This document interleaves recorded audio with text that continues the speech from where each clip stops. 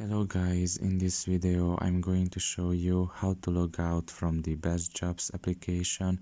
The first thing you need to do is enter the app.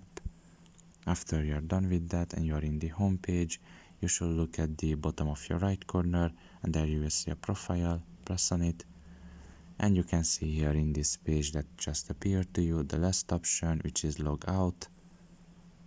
And you can just see this little window that have popped up for you now, which is, are you sure you want to sign out? And you can just press yes and you will be signed out basically.